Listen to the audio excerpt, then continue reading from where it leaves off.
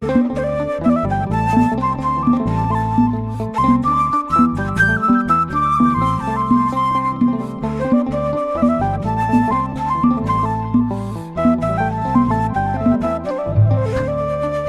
እንደምን አላችሁ እንደምን ቆያችሁ ውድ ነው መርከብ ሚዲያ ቤተሰቦች እግዚአብሔር አምላካችን በድጋሚ ስላገናኘን ስሙ ይክበር ይመስገን። በዛሬው በነው መርከብ ሚዲያ ቆይታችን ብንነጋገርበት ብዬ ያልኩት ምናልባት ከዚህ አዲስ ዓለም ስርዓትን በተመለከተ ኒው ወርልድ ኦርደር በዋናነት ያው ሁሌ እንደምንነጋገረው የመጨረሻው ግቡ አዲስ ዓለም ስርዓት ማለት ሐሳዊ መሲህ መንግስት ነው የመጨረሻ ታርጌቱና ግን ከዛ በፊት ምድራችን ላይ የሚደረጉና የሚከናወኑ በጣም በርካታ ጉዳዮች አሉ። ጠቃሚ በሚመስል መልኩ ግን ውስጣቸው ሲፈተሽ በጣም የኮንስፓይሬሲ እና በሴራ የተሞሉ አንዳንድ ጊዜ ነገሮችን ለማስረዳት ራሱ እስከሚያቅት ድረስ ማለት ነው። ማለት ህዝብ ወይም ማህበረሰብ ኢቭን ራሱ እንዳይረዳ አድርጎ የሄዱበትና የሰሩበት መንገድ ማለት ነውና ያንንም ታሳቢ ያደረገ ግንዛቤ እንድንይዝ በማለት ነው ይሄን ሐሳብ ያነሳሁላችሁ። አሁን ላይ በርካቶች እየተገነዘቡትና እየተረዱት የመጡት ይመስለኛል። ምናልባት አንድ መታወቅ ያለበት ጉዳይ ምድራችን ላይ የስበት ኤሪያ ወይም የስበት ቦታዎች የሚባሉ አሉና ዓለም ከክርስቶስ ትከሻ ላይ አትወርድም። ይሄንን መገንዘብ አለብን ብዬ አምናለሁ። ምን ማለት ነው? ክርስቶስን የሚከተሉ የሰው ልጆች እንዳሉ ሁሉ የክርስቶስ ጠላት የሆኑ እንደዚሁም ደግሞ የሰው ልጆች መኖራቸውን መገንዘብ አለብን። የሰው ልጆች ብለን እንጥራቸው እንጂ ያው እነሱ የሚመራቸው ይታወቃልና ጥንተ ጠላታችን ዲያብሎስ ነው በዋናነት ማለት ነው። አሁን ላይ ዲያብሎስ እንደ ድሮ አይደለም። አንዳንድ ጊዜ እኛ የምንረዳውና የምንገነዘበው በተለይ እንደኛ ሀገር ስታንዳርድ ለምሳሌ ብንመለከት ዲያብሎስ ብዙ የሚሰራባቸው መንገዶችና ሲስተሞች አሉ። ጠንቋዮችን በመጠቀም መተተኞችን በመጠቀም ደብተራዎችን በመጠቀም የሚሰራቸው በነገራችን ላይ ደብተራ ስል ይሄን ቃል ያው ብዙዎች ለክፉ ነገር ወስደው ስለተሰየሙት እንጂ ደብተራ ማለት ራሱ የቻለ የተቀደሰ ሐሳብ እና የተቀደሰ ትርጉም እንዳለው መዘንጋት የለብንም። ምን ልላችሁ ፈልጌ ነው እንደኛ ሀገር ዲያብሎስ አሁን በደንብ እየሰራ ያለበትን ጉዳይ ብንመለከት ቅድም እንዳልኳችሁ ጥንቁልናን በመጠቀም መተት አስመታቾችን መታቾችን እየተጠቀመ በእንደዚህ አይነት መልኩ ዓለማችን ላይ በምድራችን ላይ ብዙ አይነት የረከሱ ስራዎችን ይሰራል። እንደ ዓለም አቀፍ ስናነሳው ደግሞ በተለይ የአዲስ ዓለም ስርዓት እንቅስቃሴን ስንመለከት ምናልባትም በተቋም ደረጃ ተቋም ተመስርቶለት ነው። አሁን ላይ ካምፓኒዎች ተመስርተው ስትመለከቷቸው ተላይ የዲያብሎስን አጀንዳ እውን የሚያደርጉ ተብለው አይደለም የሚመሰረቱት፣ ግን በተዘዋዋሪ የሱን አጀንዳ እውን ማድረጊያ ናቸው። ይሄንን ነው በደንብ የሰው ልጅ በደንብ መገንዘብና መረዳት አለበት ብዬ የማምነውና ሁሌም እንደምላችሁ ሁሌም እንደማነሳው የሳይንስ ወይም ደግሞ ሳይንስ ላይ እኔ ጸብ የለኝም፣ ከስልጣኔ ጸብ የለኝም ማለት አንዳንዴ ይሄን ስናነሳ ሙሉ ጭፍን አድርገን ነገሩን ሁሉ የሰይጣን አድርገን ለመደፍደፍ አይደለም ወይም ደግሞ ለወንጀል አይደለምና ለምሳሌ አሁን በዘመናችን ላይ በዋናነት ዓለምን የሚዘውርበት ለምሳሌ የተባበሩት መንግስታት ድርጅትን ብናነሳ እንደ ዩኔስኮ ብናነሳ በሰብአዊ መብት ድርጅት ስም የተመሰረቱ በጣም በርካታ ተቋማት አሉና እነዚህ ተቋማት ለምሳሌ ዓለምን ወይም ደግሞ የዓለም ሀገሮችን ኮንትሮል ማድረጊያ መንገዶች ናቸው። በምስረታ ደረጃ ስትመለከቷቸው ግን ለዓለም ዲሞክራሲ፣ ለዓለም እድገት፣ ብልጽግና እና ሌሎች መልካም ነገሮችን ይሰራሉ ተብለው በሚል ነው የተመሰረቱት። ግን ፕራክቲካል መሬት ላይ የሚሰራው ነው ወይ? ፍጹም ከዛ የተቃራኒ ነው ባጭሩ። ስለዚህ ይሄንን ካልኩኝ በዛሬው ቆይታችን ይሄንኑ መነሻ በማድረግ ምናልባት ብዙዎቻችሁ ሰምታችሁታል ብዬ አምናለሁና ስለ ፍሪሜሰን ስለሚባለው የሚስጥር ማህበራት ተቋም እስኪ በቅድሚያ አንድ ሙቪ እናድምጥና ተመልሰን እንገናኛለን። Freemasonry, is it Jewish? Well, one thing is for sure, it is controlled, I believe, behind the scenes by high-level Jewish interests. I've noticed that the prominence and the predominance of the Jewish six-pointed star, the Star of David that you see on the flag of Israel, it seems to be everywhere in Masonic lodges, and there's a reason for that. Here's an article from the CDL report some years ago. It said Freemasonry is Jewish, say the Jews. Now, Rabbi Isaac Wise, way back in 1855, had this to say. He stated, Freemasonry is a Jewish establishment whose history, grades, official appointments, passwords and explanations are Jewish from beginning to end. In the Jewish Tribune newspaper way back in 1927 in the United States, we read, Freemasonry is based on Judaism.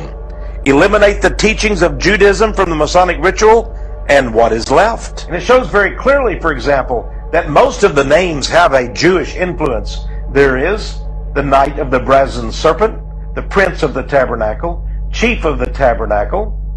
There's the Prince of Jerusalem. I mean, how more direct can you be? And there's a number of others to boot. The Knight Kadosh, number 30, the 30th degree, is also Masonic.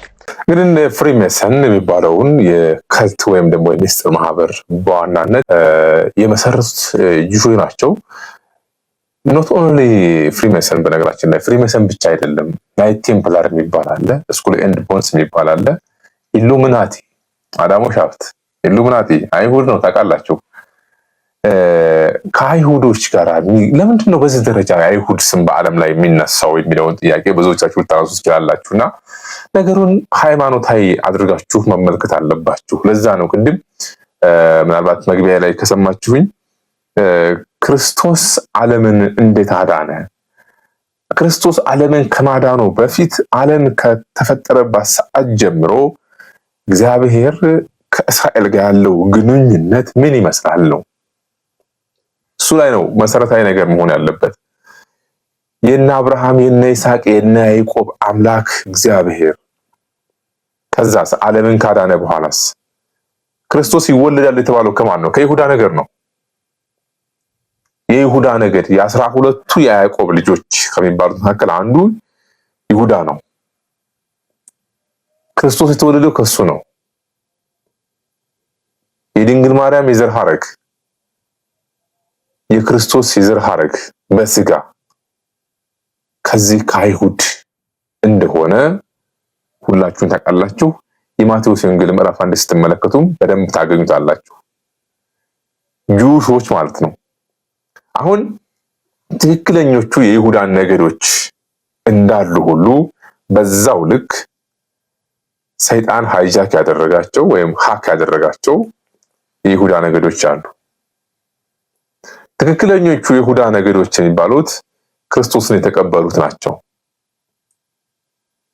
ክርስቶስን ለመስቀል ሞት ያላበቁ ማለት ነው። በሱ ያመኑት የምንላቸው በስጋ ደረጃ ነው። ከይሁዳ ነገር ነው የተወለደው። ዛሬ እኔና እናንተም እስራኤል ዘነብስ ተብለን በክርስቶስ ክርስቲያን ተብለን ክርስቶስን እናምናለን።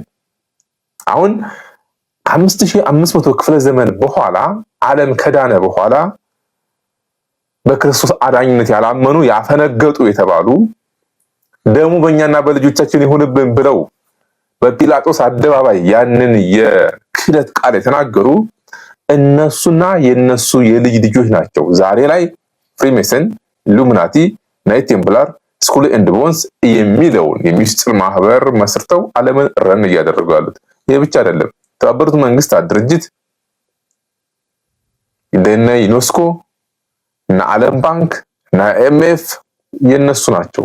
ብታምኑም ባታምኑም ወደኋላ ሄድ ብላችሁ መረጃዎችን በደንብ ሰርች አድርጉ፣ ታገኙታላችሁ። ነገሩ ሁሉ ሃይማኖታዊ ናቸው ነው፣ ትንቢታዊም ጭምር ናቸው። አብዛኞቹ የተነገረላቸው ናቸው። እነዚህ አካላት በማንኛውም ዘርፍ በኮንስፓይረሲ እና በሴራ የተጠበቡ ናቸው። ክርስቶስን ለሞት ያበቁ ናቸው። አምላክ ስለሆነ እሱም ማሸነፍ አልቻሉም እንጂ በዚህ ምድር ላይ በነበረበት ሰዓት ምን አይነት ክስ ሲከሱት እንደነበረ ታውቃላችሁ። ሰንበትን ሻረ፣ የሙሴን ሕግ ሻረ፣ የእግዚአብሔር ልጅ እያለ እየዋሸ ነው እያሉ በተለያየ ምክንያት ለመክሰስ ሲሞክሩ ነበረ። ያችን ዘማዊት ናት ብለው ያመጣትን ሴት በድንጋይ ትወገር ብለው ያመጣት ታውቃላችሁ። ለቄሳር ግብር ይገባል አይገባም ወይ እያሉ ሲያመጡ የነበረውን እጅግ በጣም ፈታኝ የሆኑ ጥያቄዎችን ወይም በአጭር ቋንቋ ዛሬ በዓለማችን ላይ ሞሳድ የሚሰራቸው ስራዎች ማለት ነው። ሞሳዱ በችም አሁን ላይ የደህንነት ተቋም ተብሎ ስም ተሰጥቶት ተሽሞንሙኖ ማለት ነው የሰው ገመና ማውጣት ማለት ነው። የሰው ገመናዎችን የሀገራት ገመናዎችን በስለላ እየሄደ ብዙ የሚሰራ ማለት ነው። እንደ ዓለም አቀፍ እንደ ዓለማዊነት ስትመለከቱት እሰይ የሚያሰኝ ሊሆን ይችላል። ከሱ የሚያመልጥ ነገር የለም ተብሎ የሚነገርለት ነው አይደል? ከአንተ ለምናያቸው በጣም በበርካታ ሀገራት ላይ የሚሰራቸው ኦፕሬሽኖች አሉ። ሞሳድ የሚደነቅ ማለት ነው በስለላ ዘርፍ። ያንን ወደ መንፈሳዊ ነገር ስታመጡት ግን በጣም ኮንስፓይረሲ በሴራ የተሞላ አካሄድ ነው። ዓለማችን ላይ አንቱ የሚባሉት ምናልባት ከመቶ ቢሊዮነሮች ከግማሽ ፐርሰንት በላይ የሚሆኑት ፎርብስ መጽሔትን ብታዩ አይሁዶች ናቸው። በጥንካሬያቸው የሚደነቁ ናቸው። በዛው ልክ ነው ሴራቸውን እየነገርኳቸው ያለው። ሐሳዊ መሲል ለማንገስ የሚሰሩ ናቸው የምንለው ለዛ ምክንያት ነው። እያንዳንዱ ዓለም ላይ የምትደካሄድ ሁሉ ነገሯ ምንጯን ስትሄዱ እነኛ አካላት ጋር ነው የምታገኙት። እነኚህ ሰዎች ጋር ነው የምታገኙት ምንጩን። የዓለማችን ላይ የካፒታሊዝምና የኮሙኒዝም የሶሻሊዝም የኢምፔሪያሊዝም ጠንሳሾች እነ ካርል ማርክስ አይሁዶች ናቸው። እነ አልበርት አንስታይን አይሁዶች ናቸው። ሮዝቻይልድ ፋሚሊ አይሁዶች ናቸው።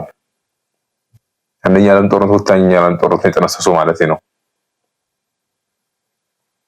በጣም በገዘፈና በጣም በረቀቀ መልኩ ዓለም ላይ የሚጠቀሱ በግለሰብ ደረጃም በተቋም ደረጃም ብትሄዱ እነሱ የማይመሩት ዓለም አይደለም። እኔና እናንተ አሁን ያለንበት ዓለም በእነሱ ተጽዕኖ ስር ነው ያለ ነው። ከዛ ቁጥጥር ውጭ አይደለንም። በነገራችን ላይ እንዳይመስላችሁ እንዴት አድርገው ዓለምን ረን እያደረጉት እንዳሉት ማለት ነው። ፍሪሜሰን፣ ቴምፕላር፣ ሉሚናቲ፣ ሌሎች ተዘርዝረው የማያልቁ የሚስጥር ማህበራት በአሜሪካ፣ በአውሮፓ፣ በመላው ዓለም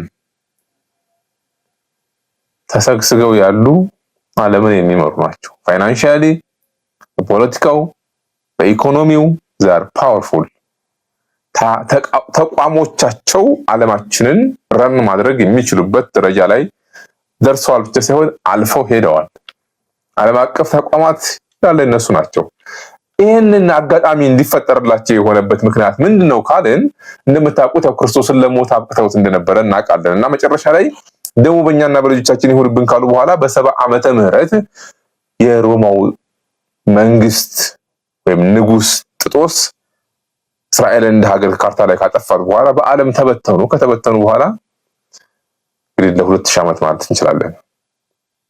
ለዚህ ያክል ዘመን በጣም ነው የሚገርሙኝ። አንዳንዴ ስታስቡት እንግዲህ ጥንካሬያቸው ሁሉ ይገርመኛል። በሀገራቸው ከኖሩበት ዘመን ይልቅ በዓለም ላይ ተበትነው በስደት በምርኮ የኖሩበት ዓመት ይበልጣል። በነገራችን ላይ ከክርስቶስ ልደት በፊትም ብንመለከት ግብፅን ወርደው 400 ምናምን ዘመን ነው። 76 ዘመን ባቢሎን እንደነ ስምናሶር ሁሉ ሲማርኳቸው ነበረ።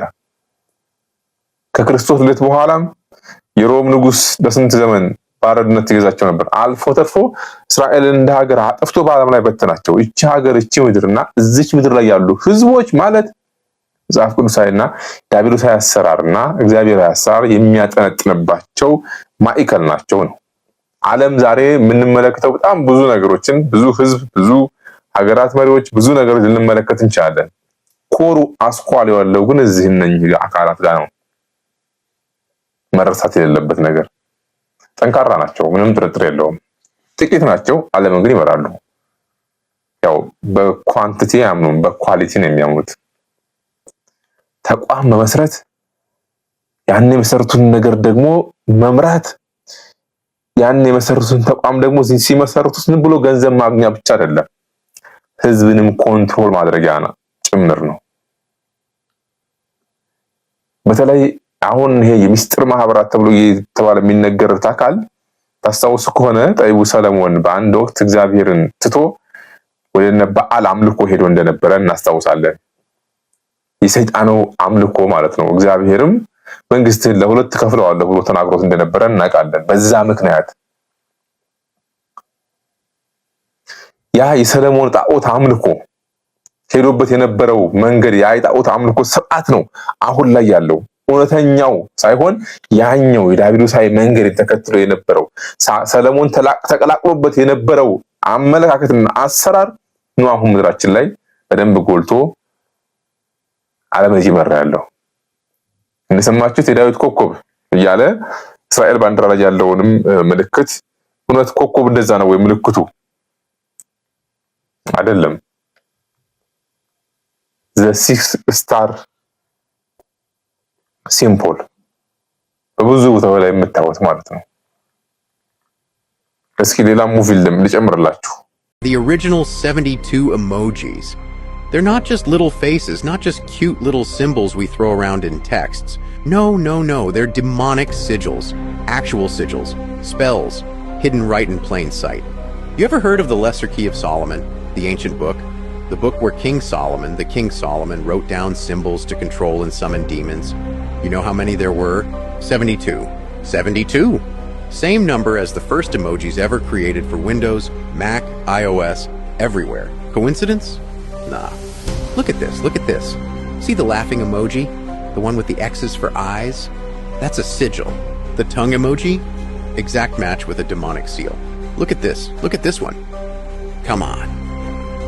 This one. Look at the zipper mouth emoji. You think that's random? No. It's a symbol for silence. A spell. And check this out. See the one with the teeth? The big, exaggerated grin? Compare it to this ancient sigil. It's identical. Identical! You still think this is an accident? A fluke? Man, every single emoji we've been using, laughing, crying, even the damn heart emoji, it's all part of something bigger.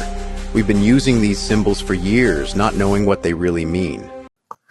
ግን ሁላችን በሁሉም ማህበራዊ ሚዲያ ላይ እኔንም ጨምሮ ማለት ነው ሆነን ለመናገር እኔም አሁን ነው ያየ ያለሁትና በዛው አጋጣሚ ይሄን ልላክልኝ ወንድሜ ቴንክ ማለት ወዳለሁኝ። ይሄንን ኢሞጂዎችን ታቋጫዋላችሁ ግን ከሄድ ድራይቭ እንደሆኑ ነው በትንሹም ቢሆን አያችሁትና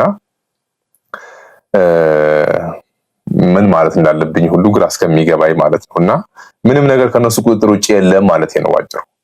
እነዚህ ሁሉ ኢሞጂዎች ከየት ተቀዱ? ኪንግ ሰለሞን ጠይቡ ሰለሞን በዛን ሰዓት ወደዛ ገብቶበት የነበረው የጣዖት አምልኮ የነበሩ ሲጅልስ ናቸው፣ ምልክቶች ናቸው። ሰው የጣዖት አምልኮ ምልክቶች ከልት። አሁን ግን ማህበራዊ ሚዲያው እንዳለ የሞሉት ማለት ነው። ማመን አትችሉም። ህዝቤ እውቀት ከማጣት የተነሳ ጠፋ ይላል መጽሐፍ ቅዱስ አይደለ? እኔ አንዳንዴ ይገርመኛልና ምን ውስጥ ነው ያለ ነው ስናስበው ከነሱ ቁጥጥር ውጪ የሆነ ነገር ምንም ነገር የለም። ምንም ነገር ማለት ነው። እያንዳንዷ ነገር ስልኮቻችን ላይ፣ ኮምፒውተሮቻችን ላይ፣ ላፕቶፖቻችን ላይ ዴስክቶፕም ሆነ ላፕቶፕ ማንኛውም ስልክ እያንዳንዷ ላይ ያለችው ምልክት ከየት መጣ? አሁን ይሄንን የሰይጣን ነው ብለን ስልኩን እንወርውር አይደለም፣ ግን ቢያንስ እንወቀው፣ እንረዳው። በቃ አርማ ነው፣ የነሱ አርማ ነው፣ ሲምቦላቸው ነው። ለዛ ነው ያውራው ስም ወይም የስሙ ቁጥር የሌለው ሁሌ ማሳውቃለሁ። ማንም መሸጥ መለወጥ አይችልም የተባለው ዝም ብሎ አይደለም። በነገራችን ላይ እውነት ነው። ሐሳዌ መሲህ በሚገለጥበት ሰዓት ዓለማችን ላይ ምን አይነት ነገር ሊከሰት እንደሚችል አስቀድሞ የነገረን የመጽሐፍ ቅዱስ ክፍል ስለሆነ፣ ግን ያ ነገር በምን አይነት መልኩ ነው ፕራክቲካሊ መሬት ላይ እውን የሚሆነው? እውነት ነው። እነዚህ ሲምቦሎች ማለት 666 ማለት ነው ወይ 666 ማለት ኮምፒውተር ነው ወይ ምናምን ያን ድንል እንችላለን። አይደለም፣ መጠቀሚያዎቹ ናቸው እንጂ 666 የሰው ቁጥር ነው። ግን ሐሳዌ መሲህ ዓለምን አንድ ነው። ዓለም እንዴት ይመራል ስንል በእንዲህ አይነት መልኩ ነው ገቨርን የሚያደርገው። ማቴሪያሎቹ እሱ ይጠቅማቸዋል ማለት ነው። እሱ በስሩ ያውላቸዋል። በሱ ቁጥጥር ሲር ይውላሉ ነው። የዓለም ሁሉ ማረጃ ደግሞ እዛ ውስጥ ነው የሚቀመጠው። ስለዚህ ለዛ ነው ማንም መሸጥ መለወጥ አይችልም የሚለው ነገር በዚህ መልኩ የገለጠው ማለት። ስለዚህ እነዚህ ምልክቶች 72 የሚል ቁጥር ሰምታችኋል አይደል? አዎ ይሄ ነው እውነታው። 7 ቁጥር 72 ማለት 7 + 2 = 9 ነው። ስለዚህ ስለ 3 ቁጥር 6 ቁጥር 9 ቁጥር በደንብ ከዚህ በፊት የሰማ ሄኖክ መርከብ ሚዲያ ይሄ ቁጥር አዲስ አይሆንበትም ብዬ አምናለሁና እንደዚህ ነው እንግዲህ እየተመራን ያለ ነው ዓለማችን ላይ እየሆነ ያለው። በአጠቃላይ ነገሮችን በማስተዋል ከተረዳናቸው ያለንበት ዓለም እጅግ በጣም ነው የሚያስገርመው። አንዳንዴ አለማወቅ ይሻላል እንዴት አላችሁ? ለምን ባወቃችሁት ሁሉ ቁጥር ነገሮችን በጣም ያናድዳችኋል፣ በጣም ይሰማችኋል። ባለማወቃችን ምክንያት ምን ውስጥ እንደተዘፈቅን ማለት ነው። ለዛ ነው ዓለም ላይ ሰላም አየር የጠፋው። ስፒሪቱ በቃ ይሄ መንፈሳዊነት እንትኑ ተመቷል። በሀገራችን ላይ ሰው መቅበዝበዝ ነው። ለምንድን ነው እንደዚህ የሚሆነው? ሰው ሰላም የለውም። ሰው በሽተኛ ነው። ሰው ጤና የለውም። ሰው ዲፕሬሽን ውስጥ ነው ያለው። ሰው በተለያየ በሽታ ውስጥ ነው ያለው። ለምንድን ነው በእንደ አይነት ሲስተም ምድራችን የተሞላችው? ስለዚህ የማናቀው ነገር አለ ምድራችን ላይ የተሴረ ሴራ ማለት ነው። ይሄ ዝም ብዬ አእምሯቸውን ለሴራ ምርምር ለማጋለጥ ወይም ደግሞ ለዛ አይነት መንገድ እንድትጋለጡ እንድትመራመሩ ምናምን አረጌ ለመግፋፋት አይደለም።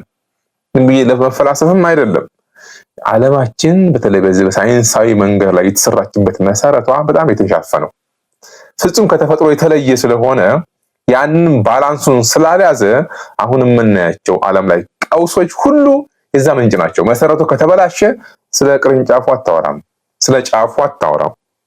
ስለዚህ መሰረቱ ላይ ችግር አለ ማለት ነው። ያ መሰረት የተመሰረተው ደግሞ ከ200 ከ300 ከ400 ዓመት በፊት ነው። እኛ ሳንወለድ እኛ ብቻ አይደለም፣ የኛ ወላጆች ሳይወለዱ ሳይፈጠሩ የመጣ የተመሰረተ መሰረት ሰይጣን ያሰራል። ለዛ ነው ዳቢሎስ አሁን ላይ ተቋም መስርቶ ነው ዓለምን እየመራ ያለው የምላችሁ። ተቋም መስርቶ እንደነ IMF ያሉ ተቋማት ምንድነው ዓለም ላይ እየሰሩ ያሉት? ምንድነው እያደረጉ ያሉት? ምድራችን ላይ በዶላራቸው በገንዘባቸው ያለውን እውነታ መረዳትና መገንዘብ ዘመኑን መዋጀት ተገቢ ነው ብዬ አምናለሁ። የነበረን ቆይታ ይሄን መሰለ። በድጋሚ በሌሎች ሐሳቦች እስከምንገናኝ መልካም ቆይታ እንዲሆንላችሁ እመኛለሁ። ይቆየን።